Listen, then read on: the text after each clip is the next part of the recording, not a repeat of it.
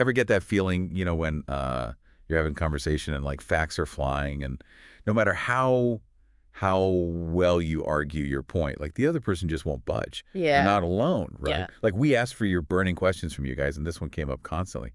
Why is it so hard to change someone's mind? Mm. And let's be honest, why do we sometimes dig in our heels too?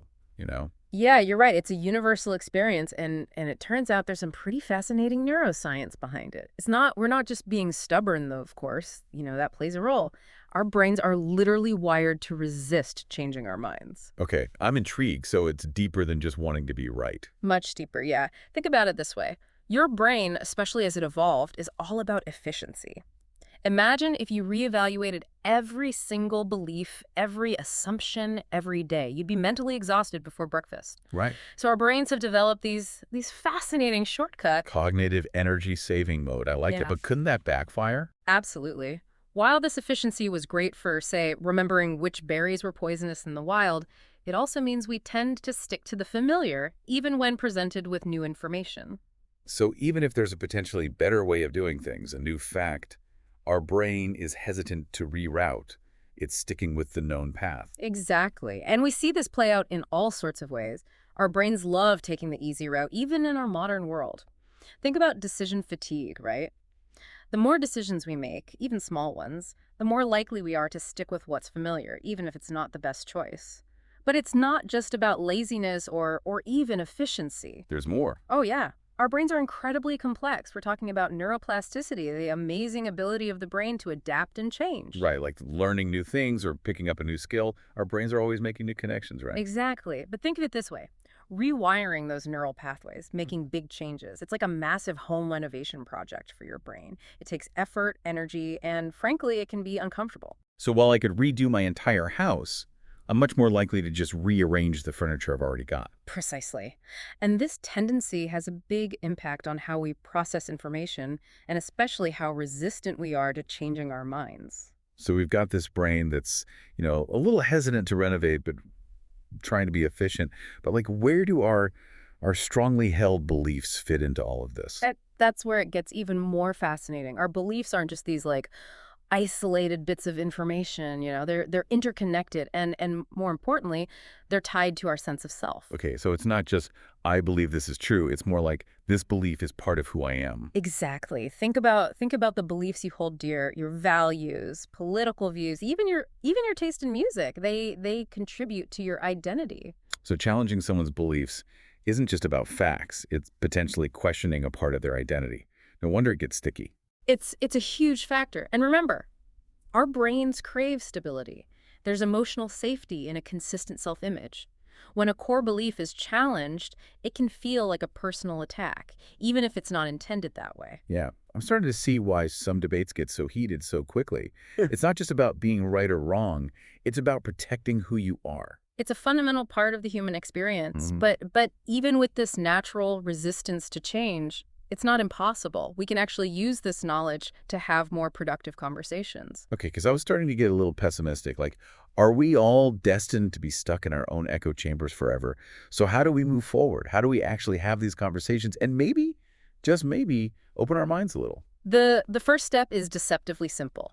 Patience. Remember that massive home renovation project we talked about? Yeah. Well, changing deeply ingrained beliefs takes time. No bulldozing someone's mental furniture. Got it. Exactly. Forcing change usually backfires. Instead, create a space for genuine dialogue where people feel heard and respected, even if you don't see eye to eye. So more listening, less lecturing. Precisely.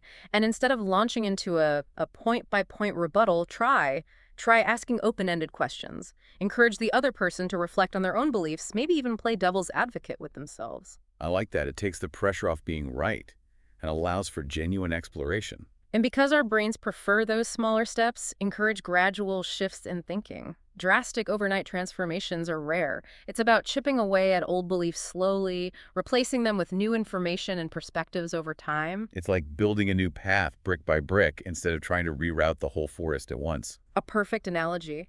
And here's the key takeaway: self-reflection. We can't expect others to be open to change if we aren't willing to do the same. That's a good gut check. I'm thinking about those times I've dug in my heels, those beliefs I'm maybe even a little afraid to question. We all have them.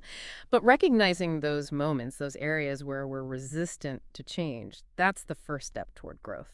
It's almost like the more we understand how our brains work, how we default to these energy-saving modes and protect our sense of self, the more compassion we can have, for ourselves and for others. Yeah, absolutely. It's not about judging ourselves or others for being resistant to change, right? It's about understanding those underlying mechanisms at play and using that knowledge to navigate these conversations with more awareness and empathy. It's funny, we started this deep dive with this question: why is it so hard to change someone's mind? And it turns out the most important mind to change might be our own. You fit the nail on the head. The real journey here isn't about, winning arguments or converting others to our way of thinking, right? It's about cultivating intellectual humility, Yeah. recognizing that we don't have all the answers, and embracing the beautiful messiness of lifelong learning. That's a great point to end on. So for our listeners, here's a little challenge as you go about your week. Think back to a recent conversation where you found yourself butting heads with someone.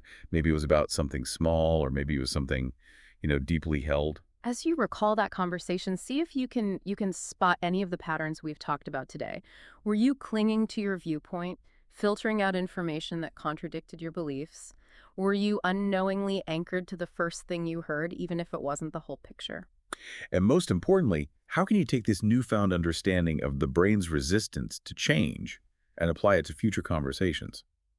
Can you approach those discussions with more curiosity than conviction? Remember, it's not about erasing your beliefs or becoming a pushover, right? It's about recognizing that we all view the world through our own unique lens, shaped by our experiences and those deeply held beliefs. And sometimes just understanding that can make all the difference. It's been a fascinating exploration, and we hope you'll continue to dive deeper with us as we explore more of your intriguing questions. Until next time.